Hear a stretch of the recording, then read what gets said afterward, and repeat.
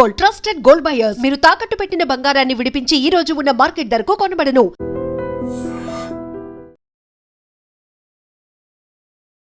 ఇప్పుడు ప్రతి ఒక్కరికి తెలిసిన విషయం ఏంటంటే మా విలేజ్లోని ఒక అన్నను అయితే కోల్పోయాం. చోడుపల్లి ఎర్రయ్య అనే అన్నను కోల్పోయాం.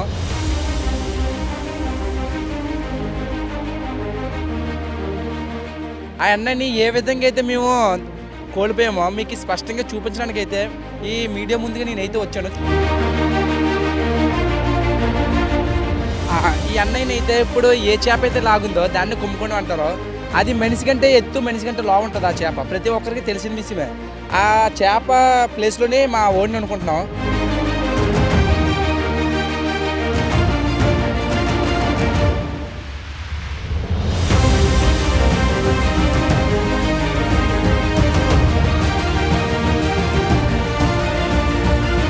చోడుపల్లి ఎర్రయ్య అనే మత్స్యకారుని సముద్రంలోకి వీడ్చుకెళ్ళిపోయింది. ఇప్పుడు ప్రతి ఒక్కరికి తెలిసిన విషయం ఏంటంటే మా విలేజ్లోని ఒక అన్నను అయితే కోల్పోయాం. చోడుపల్లి ఎర్రయ్య అనే అన్నను కోల్పోయాం. ఆ అన్నని ఏ విధంగా అయితే మేము కోల్పోయామో మీకు స్పష్టంగా చూపించడానికి అయితే ఈ మీడియా ముందుగా నేనైతే వచ్చాను. చూడండి ఫ్రెండ్స్, ఏ విధంగా వస్తానో చూడండి. ఈ అన్నయ్యని అయితే ఇప్పుడు ఏ చేప అయితే లాగుందో దాన్ని కుమ్ముకొని అంటారో అది మనిషి కంటే ఎత్తు, మనిషి కంటే లావు ఉంటుంది ఆ చేప. ప్రతి ఒక్కరికి తెలిసిన విషయమే. ఆ చేప ప్లేస్లోనే మా ఓడిని అనుకుంటున్నాం. చూడండి, మా ఓడు చేపగా లాగి ఈ ఏ విధంగా మన అన్నను ఎలా తీసుకెళ్ళిపోయిందో, ఆ అన్న గురించి ఇంకో అన్న ఎలా దూకాడో, ఎలాగా ఆ సమయంలో ఆ సంఘటన ఎలా జరిగింది మీకు స్పష్టంగా చూపించడానికి చూడండి ఏ విధంగా మా వాళ్ళు రెడీగా ఉన్నారో. ఓకే, ఇప్పుడు స్పష్టంగా చూపిస్తాను చూడండి. ఓకే, సో ఇప్పుడు కొమ్ముకోనం చేప వాటర్లోకి వెళ్ళిపోద్ది. జంప్. ఓకే, మీరు ఎర్రయ్య ఎర్రయ్య ఇప్పుడు అన్న ఎర్రయ్యనారా ఇంకో ఎర్రయ్యగా ఇక వెళ్ళు. ఎర్రయ్యగా తర్వాత ఎర్ర ఇది దీనికి కాళ్ళు కొంచెం చిట్టుకో దాపండు స్పీడీరా. అది ఒక అన్న అయితే చేపలు లాగుతున్నాడు. చూడండి ఏ విధంగా లాగుతున్నాడో. ఆ విధంగా అయితే చేపలు లాక్కొచ్చారు బోర్డు దగ్గరకు రాగానే చూడండి అలాంటి తువ్వ చేపను పట్టడంలో చాలా ట్రిక్కులు తెలియజేయాలి. అంతే ఇందులోనే చాలా అనుభవం కలిగి ఉండాలి. చేపను వదలడం, లాగడం చేస్తూ ఉండాలి. చూడండి ఫ్రెండ్స్, మన వాడైతే ఏ విధంగా దగ్గరికి అయితే లాగుతున్నాడో. అవ్వదు, చేపకి గాలం ఊడిపోయే అవకాశం చాలా ఎక్కువగా ఉన్నది. వదలడం లాగడం చేస్తూ ఉండాలి. మా ఓడైతే చూడండి ఏ విధంగా వస్తున్నాడో. రా మాట్లాడకంటానా. ఇంకా బోర్డు దగ్గరికి అయితే వచ్చాడు చూడండి ఫ్రెండ్స్.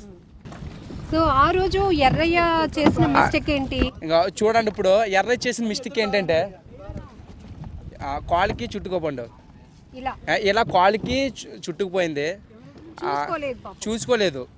చూసుకోలేకపోవడం వల్ల ఒకసారికి చేపకి చూడండి ఏ విధంగా వేసాడు గేలము వేసాడు. వేసిన వెంటనే ఆ చేప లాగే పోర్స్ని మా నోడు ఆపలేకపోయాడు. అందుకని చేతిలో ఉండేది వదిలేసాడు. ఆ టైప్లో అలా ఈడ్చిపోయింది. చూడండి ఏ విధంగా వెళ్ళిపోతున్నాడో. అలాగా అంత స్పీడ్గా అయితే వెళ్ళిపోతున్నాడు. ఆ స్పీడ్గా వెళ్ళిపోయాడు కదా, అలా వెళ్ళిపోయిన వెంటనే ఆ సమయానికే ప్రాణమయ మనకు ఊపిరి అందదు సముద్రంలోనే. ఇంకా సపరేట్గా వేసే సమయంలో వేసాడు సార్. వేసిన తర్వాత ఆ అబ్బాయికి తాడు చుట్టుకొని చేపలు ఆగలని చేపతో పాటు నీటిలోకి వెళ్ళిపోయాడు సార్. దాని తర్వాత నేను సపరేట్ తాడు పట్టుకొని దూకి వెళ్ళి 20 నిమిషాల పాటు సముద్రంలో వెతకడం జరిగింది సార్. ఆయన నా చేతికి చెప్పలేదు సార్. నాకు పడే కొమ్ముకొని ఉన్న చేప దాదాపు 200 కేజీలు పైగా ఏటుంటుంది సార్. అది ఆయన నా ప్రాణమిత్రుడు సార్, చోడుపల్లి ఎర్రయ్య ఆయన. అంటే ఆ టైంలో మరి ఇంకా మిగతా వాళ్ళు ఎవరు అబ్బాయిని స్విమ్ చేసి రక్షించడానికి అవ్వలేదు? ఆ సమయంలో ఏం చేశారంటే వాళ్ళు తమ్ముడు అనేవాడు వీడు మా అన్నయ్యకు ఎక్కడైతే కాలుకి చుట్టుపోయింది, కాలుకి గాయమయ్యే అవకాశం చాలా ఎక్కువగా ఉందనే ఉద్దేశంతో ఈ తాడుని అయితే కోసేసాడు, కత్తిరించాడు మధ్యలోనే. ఆ కత్తిరించేసిన సమయంలో మనోడు సేఫ్ అయ్యాడు. అప్పటికే మీదకు వచ్చే సమయంలో మళ్ళీ ఇంకోటి ఏంటంటే ఇంకో తాడు ఉంది కదా చేపకొని గేలం, ఇక్కడికే కట్ చేసాడు కాబట్టి మిగతా తాడు మొత్తం చేపతో ఉండిపోయాడు మనోడు. ఉండిపోవడం వల్ల ఆ తాడుకి ఆ చిన్నగా తాడు ఉన్నది దానికి ఉండడం వల్ల మా నోన్ కూడా కిందకి లాక్కి వెళ్ళిపోయింది, కిందకి ఊపిరి అందలేని పరిస్థితికి వెళ్ళిపోయాడు. అయినా పోరాడి ఏదోలాగా తెప్పించుకొని మీదకైతే వచ్చాడు.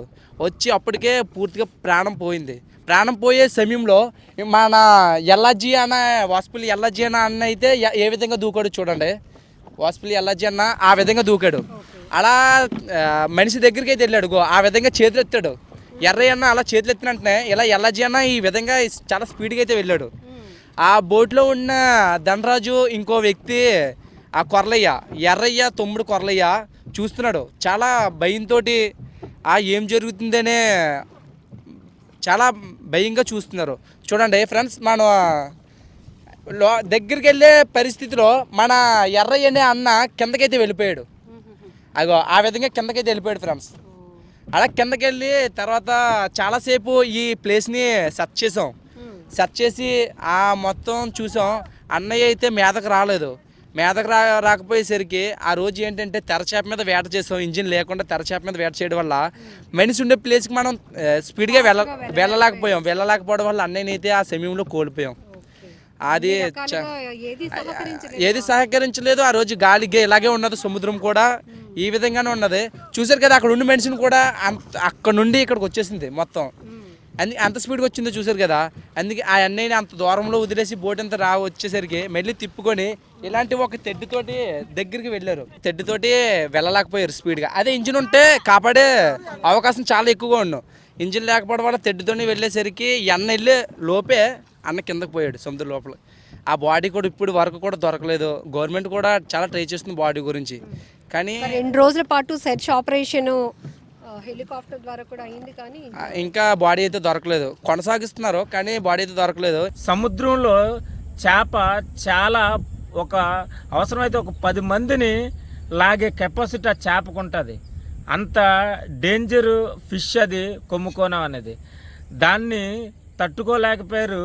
ఈ అబ్బాయి అయితే తిని కూడా చోడుపిల్లెర్రయ్య సముద్రంలోకి వెళ్ళిపోయాడు. ఎందుకంటే అప్పటికి తన తోటి మత్స్యకారులు పడవలు పట్టుకెళ్ళడం వెతకడం మొదలుపెట్టారు. ఎందుకంటే 25 మైళ్ళ దూరంలో, అంటే సుమారుగా చెప్పుకోవాలంటే ఒక 35 కిలోమీటర్ల దూరంలో ఒడ్డు నుంచి ఉంటుంది. చాలా లోతుగా ఉంటుంది. అలాగే అలా అంత దూరంలో వెతకడం అంటే తన తోటి మత్స్యకారులకు కూడా చాలా కష్టమైపోయింది. వాళ్ళ ఇంటికి పెద్ద దిక్కుగా ఉన్న అన్న ఇంకో విషయం ఏంటంటే రీసెంట్గా వాళ్ళ నాన్నగారిని కూడా కోల్పోయారు.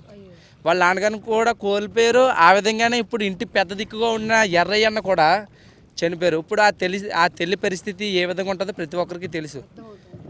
మా మత్స్యకారులకి ఇది ఒక విధంగా చెప్పలేంత అలవాటు అయిపోతుంది.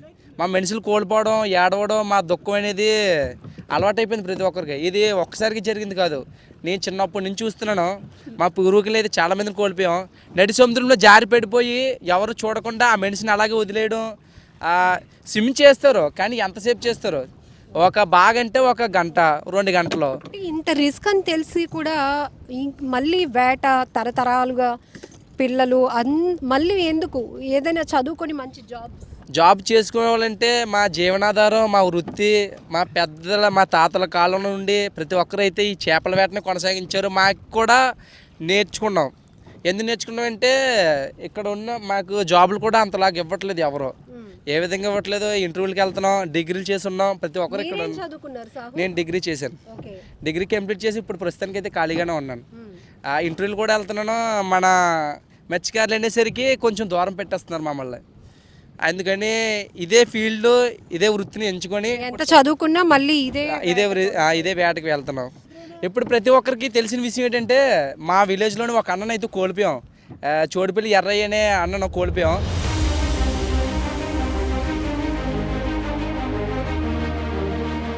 ఆ అన్నని ఏ విధంగా అయితే మేము కోల్పోయామో మీకు స్పష్టంగా చూపించడానికి అయితే ఈ మీడియా ముందుగా నేనైతే వచ్చాను.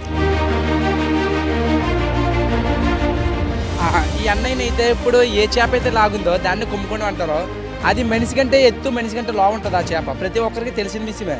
ఆ చేప ప్లేస్లోనే మా ఓడిని అనుకుంటున్నాం.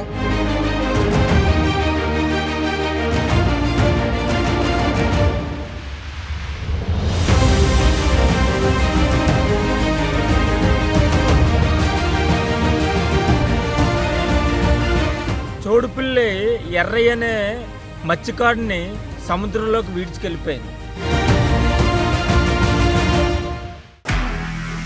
నిజంగా ప్రస్తుతం ఉన్నటువంటి సమాజం దేనికి ప్రయారిటీ ఇస్తుంది? ఆర్థిక సంబంధాల చుట్టూ మాత్రమే తిరుగుతోంది. మళ్ళీ ఎన్నికలంగానే చాలా విరక్తి కలుగుతాం. మంచి అనిపిస్తుంది కదా, లేడీస్ కూడా ఛాలెంజింగ్ జాబ్స్ చేసినప్పుడు చాలా బాగుంటది. ట్రాఫిక్ అసిస్టెంట్స్ గా నియమించిన ట్రాన్స్జెండర్స్ అందరితో సాల్యూట్ చేయించుకుంటున్నారు. ఫుడ్ డెలివరీ ఇవ్వటానికి వెళ్ళినటువంటి డెలివరీ బాయ్ అనిల్ పై కళ్ళ ముందు